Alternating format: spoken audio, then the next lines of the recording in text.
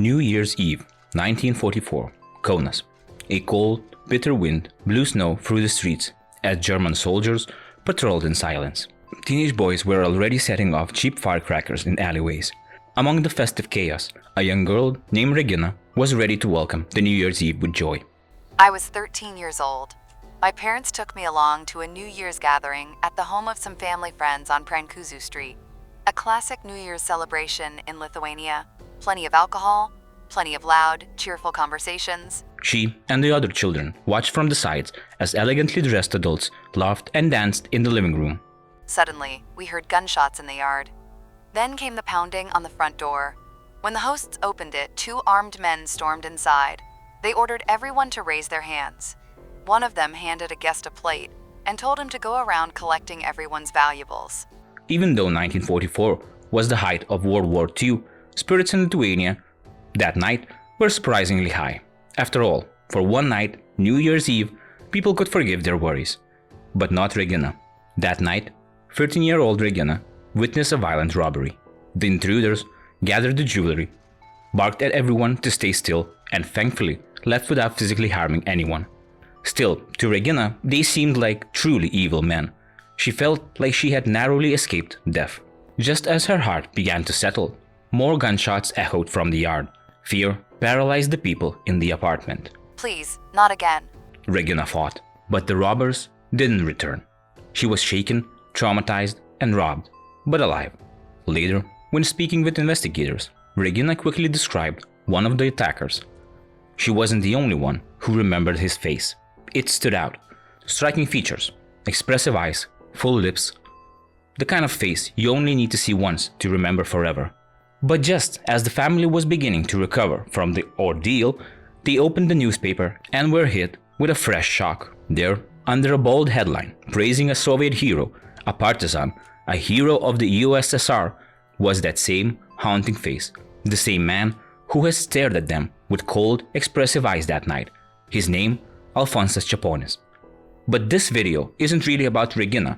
In fact, she never truly realized how lucky she and her family were to survive that New Year's Eve. This is the beginning of another story, a story that will explain how, not long after that night, Alfonsas Čeponis and his accomplices would commit an atrocity so vile it would lead Lithuanian Christians to call for a young woman named Elena Spirgevičiūtė to be recognized as a martyr.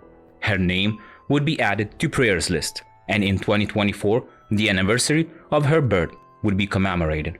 She would become a symbol of faith for Christians around the world. And I won't lie, when I first began researching this case, I immediately knew the story would take center stage in my editing queue. Elena's resistance and the words she spoke just before her death still echoes in my mind. I will die, but you will live. So, who was Elena Spirgevičiūtė? And who really was Alfonsas Čeponis, the so-called hero of the Soviet Union?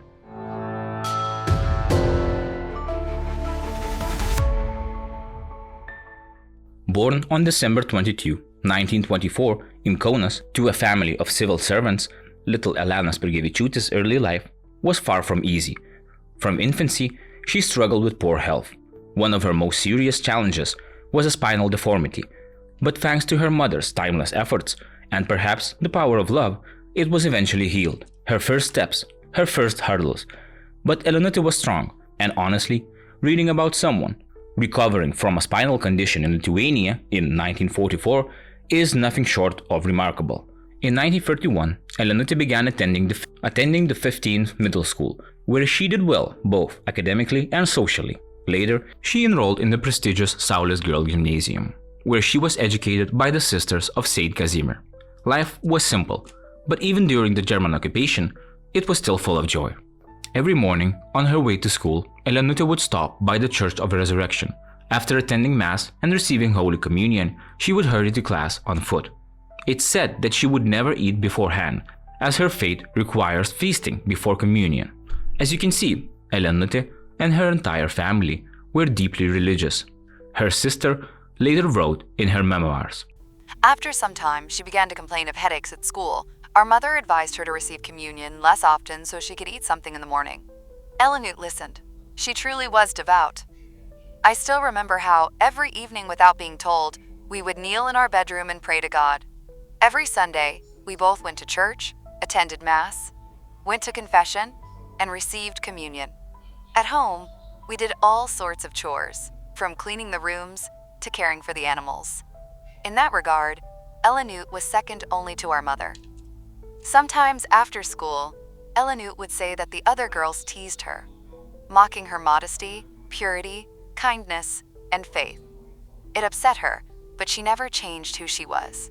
But Elena wasn't just a sister. She was also a guardian. Her love and care for her younger brother were extraordinary. Her brother Česlovas remembers how she looked after him like a second mother. At the time, it was common for older children to take care of the younger ones. Since I was the youngest, Elena looked after me. She was like a second mother to me. She took great care in my religious upbringing. She taught me how to cross myself, say prayers, and love God. She was also my very first teacher, the one who taught me how to read and write. Elena loved me deeply and felt strong sense of responsibility. We used to play together often, and she would take me out on the sled. And whenever I disappeared somewhere, as children often do, she would worry terribly and search for me with great urgency. Not many Elena's belongings have survived, but Česlovas treasured one item above all, a prayer book she gave him, inscribed with a handwritten dedication. It remains his most cherished relic. There's also a brooch with her initials, E.G., and a few photographs. Elena kept a diary covering the years 1940-1942. She was also a scout. I remember how my mother and I accompanied her to the bus stop on Basanavičiaus Avenue when she left for the scout camp. She was sledding, she did sports. She even organized prayers for our relatives, often centered on Christian morals. Our hallway became the stage, and the living room the audience.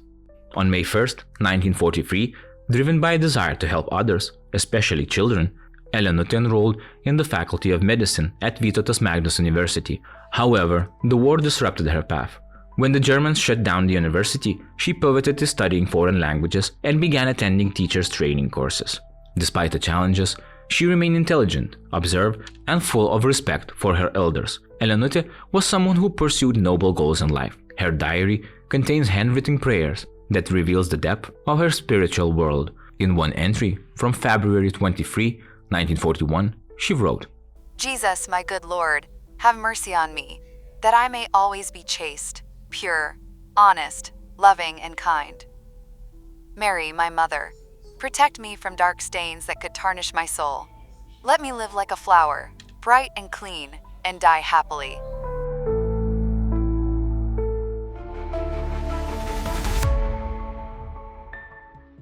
But let us return to the beginning of that New Year's night in 1944, because sadly, this is where Elena's story comes to an end. Not long after committing the robbery on New Year's Eve, Alfonsas Čeponis and his gang made their way to the Muravos neighborhood of Žaliakalnis.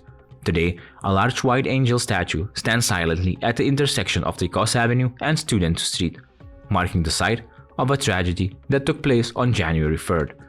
Where the angel now stands was once a modest Spirgevičiūtė family home. It was late in the evening. The family had just finished celebrating the New Year's and were winding down for bed, tired after the festivities and cleanup. Suddenly, there was a loud knock on the door. "Police!" came a voice from outside. The hour was odd. Why would the police visit such a humble family so late at night? Still, the head of the household, Stasys Spirgevičius, felt obligated to check. But the moment he cracked open the door, he realized his mistake. Too late to undo it. 4 drunken men burst into the room. All but one spoke Russian. That already was the first bad sign. Waving their weapons, the intruders ordered the family to prepare a feast while they ransacked the home. Stuffing valuables into sacks, apparently robbing a family, takes effort, and they plan to replenish themselves with the family's food afterwards. In the room, gathered around Stasys Spirgevičius and his wife, were their children, 19-year-old Elena, 13-year-old Sabina, and 7-year-old Česlovas. Hearing the commotion, a relative, Stasė Žukaitė, who lived nearby, ran over to help. Sadly, her kind heart would cost her life. The drunken men soon turned their attention to Elena and Stasė. Their intentions were disturbingly clear.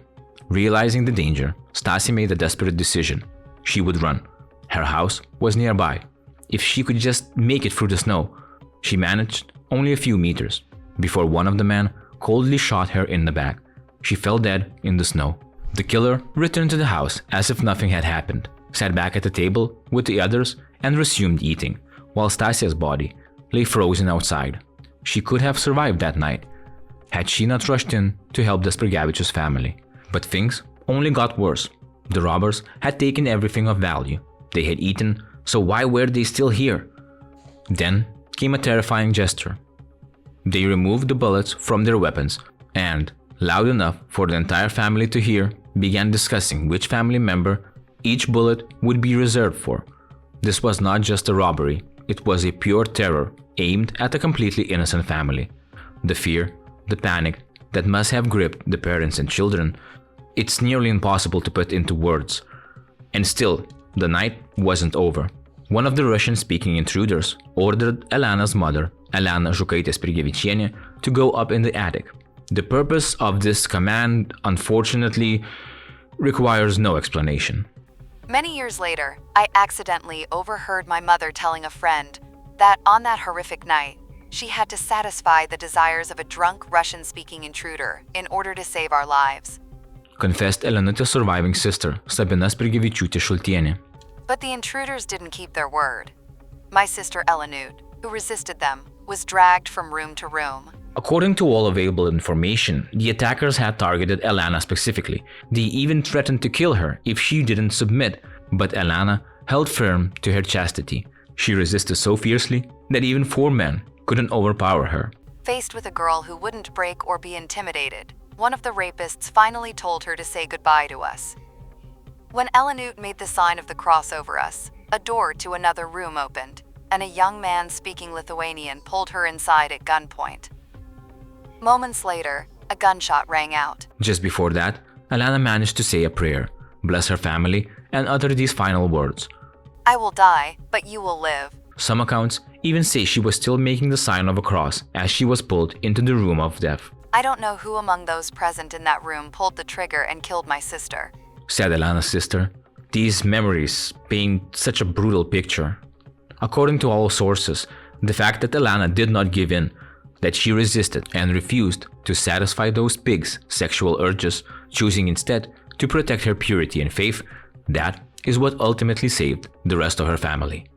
That night, only Stasia, who wasn't even supposed to be there, and Elena died. It's difficult to confirm all the details. I can't say for sure whether Elena was sexually assaulted before her life was taken. From what I understand, she resisted so fiercely that the only way they could silence her was to kill her. How the men left, we don't really know. There are very few details. Maybe they realized they had stayed too long. Maybe someone finally called the police after hearing the commotion. Or maybe Elena's courage frightened them off. In the end, that doesn't matter as much. What matters is that Elena's family survived that night.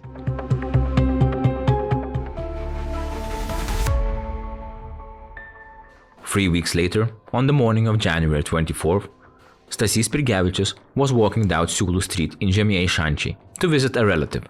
From one of the 2-story wooden houses, the police were carrying out the body of a dead young man. The head of the family couldn't believe his eyes. It felt like a sign from heaven. Had they passed 10 minutes earlier or later, they would have missed it.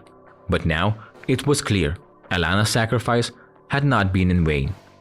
This was karma, divine justice. Father immediately recognized the Lithuanian-speaking bandit who had rampaged through our home alongside 3 Russian speakers. He was wearing Father's suit pants, which had been stolen, along with many other clothes and belongings. At the police station, both our parents confirmed that this was the same man who had led Elena to her death in one of the rooms of our house. The police said the man who had shot himself was a Komsomol member named Alfonsas Saponis, sent from Moscow to Lithuania to fight as a partisan, recounted Elena's sister. And here, the story takes an interesting turn. According to many Lithuanian sources, someone had informed the police, at the time apparently the German police, about Čeponis. They quickly surrounded his house, and after a prolonged shootout, Čeponis turned the gun on himself to avoid capture. However, according to Soviet reports and many sources found online, Chaponis was surrounded by German soldiers and supposedly died heroically by detonating a grenade. But by now, it should be clear, Chaponis was no hero, and anything that came out of the Soviet Union mouth was usually a lie. Still, one might wonder, why change such a detail about the grenade? I fully understand that the Soviet goal was to portray Chaponis as brave partisan fighting German soldiers, but why change the narrative from a suicide by gun to a dramatic grenade explosion? Perhaps blowing oneself up was seen as more heroic death than turning a gun onto oneself? Well, that's a question you can answer in the comments.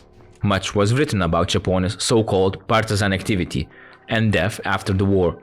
However, the accounts of the heroic deeds by Štaras and Viršulis during the Soviet era are full of staggering inconsistencies.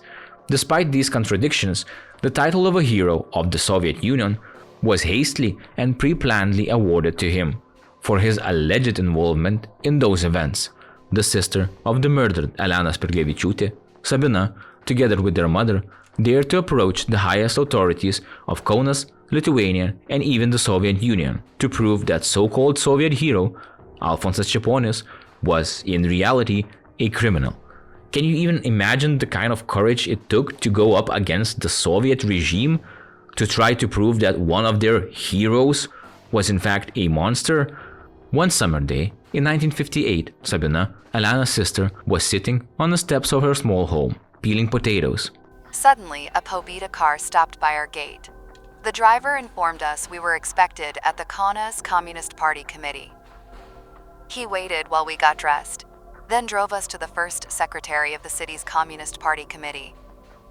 There, he offered my mother a personal pension if she would simply say that Elenut was killed by the Germans. Of course, my mother refused. From that moment on, our family became a constant thorn in the side of the party elite, because we kept searching for the truth for many years. Even though city and national leaders were well aware of the accusations against Chaponis, that didn't stop them from naming a street in Kaunas after him, the very one he lived on, a school he attended bore his name, even a pioneer summer camp in Kačerginė was named in his honor. Can you imagine the pain of seeing important public places named after the man who murdered your sister, a savage dressed up as a national hero? How helpless and abandoned must one feel when no form of justice exists? But don't worry, today all those Soviet hero names have long since been wiped away. Nothing bears Chaponis' name anymore, except perhaps a noose in hell. Murava resident Vanda Žukaitė, whose aunt was the murdered Stasė Žukaitė, pointed out the house where Dalia Duškina lived. This was where Chaponis and his gang frequently stayed for extended periods. One day, not recognizing Sabina as Elenutė's sister, Duškina casually boasted to her that she was Chaponis' contact. Along with Chaponis and his fellow criminals, Duškina's brother would also participate in their rampages. The gang often hid out and partied in Duškina's bathhouse. Whether this was the entire partisan squad or just part of it, it's unclear. What is clear is that they stored stolen items in separate locations and often sold them on Prancūzų Street. And, as you might expect it, these weren't the only crimes committed by the gang. By December, the winter frost had sunk deep into the forest around Murava. Just before Christmas, 3 teenage boys went out to find fir trees to decorate their homes. Unaware of the dangers ahead, they wandered into the woods, right into the trap laid by fate and Chaponis. As it was later discovered, hidden deep in those woods was a secret weapon cache belonging to Chaponis' gang. That evening, whether by curiosity or accident, the boys stumbled upon something that they weren't meant to see. The gang, determined to protect their secrets, made a ruthless decision. The 3 boys were murdered and hastily buried beneath a thick layer of snow, as if they have never existed. The real details only began to surface when one day at the Murava marketplace, a local resident named Kulvinskas was arrested. He was caught selling items that, as it turns out, had belonged to the missing teenage boys. It was an audacious act of arrogance, not only failing to hide the stolen items, but even trying to profit from them. The police immediately launched an investigation and arrested another individual, Valia Duškina's brother. Under interrogation, the suspects finally revealed a horrific secret and led the authorities to the spot where the bodies of the innocent victims have been buried. 3 young lives stolen by Soviet-era bandits for nothing. These were not men. They were monsters. Yet, for years, this case was kept hidden from the public's eye. In 1958, relentless pressure from Spirgevičiūtė, a relative of one of the victims, finally forced the authorities to reopen the investigation into the Muravas events. Over 100 witnesses were interviewed, and more disturbing details about Čeponės gang emerged. However, the Soviet authorities never made the findings public. It seemed that powerful forces wanted these crimes to be buried and forgotten, a sadly common story for that era. Everything changed when Lithuania regained its independence. The Communist Party of Lithuania, which once glorified people like Čeponės, suddenly distanced itself from its so-called heroes of the past. Soon, new documents, testimonies, and personal accounts of those terrifying events began to emerge. One of the most significant steps towards preserving the truth was the publication of a book by Česlovas Spirgevičiūtė. In it, he compiled documents, testimonies, and recollections surrounding the death of his sister, Elenutė. The book's epitome featured a powerful quote from the Holy Scripture. "There is nothing hidden that will not be revealed." It became a symbolical promise that the truth about the Murava tragedy would live on, no matter how many years passed or how many tried to silence it. According to historian Arvydas Anušauskas, the case files of Alfonsas Čeponės and his accomplices is most likely held in the special archives of the Republic of Lithuania.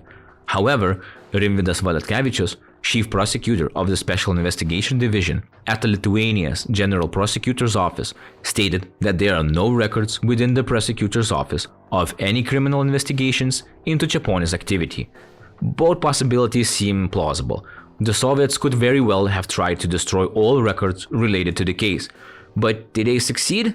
Even if the records still exist, any pre-trial investigation would now be discontinued, as the accused is dead. Elena's sister reached out to the Genocide and Resistance Research Center of Lithuania, seeking a full historical investigation into Čeponės actions. Finally, after all this time, effort and pain, a sliver of justice had been achieved. Today, although one might still come across old Soviet publications glorifying Čeponės as a hero, everywhere else he is remembered by just one word: murderer. What angers me the most, he was allowed to leave this world on his own terms, with his own weapon, by his own choice. He deserved far worse. Čeponės should have known the same fear he inflicted upon the family. It's maddening that we never got to see the terror in his eyes.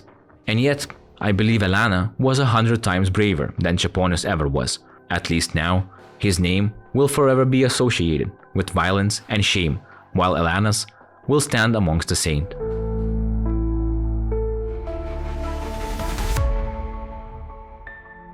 Well, I'll be honest, I don't know if I could ever show the kind of courage and resistance that Elena demonstrated. If anyone belongs in the list of saints, it's certainly this young girl who saved her family and managed to stare down such fear, saying, "I will die, but you will live." Thanks for watching this video. As always, I'd like to hear your thoughts on these events, the murderer and the victims. By hitting the like button, subscribing to the channel, or sharing the video with friends, you'll always earn karma points. Thanks again for your time. Stay safe, stay vigilant, and I'll see you next time.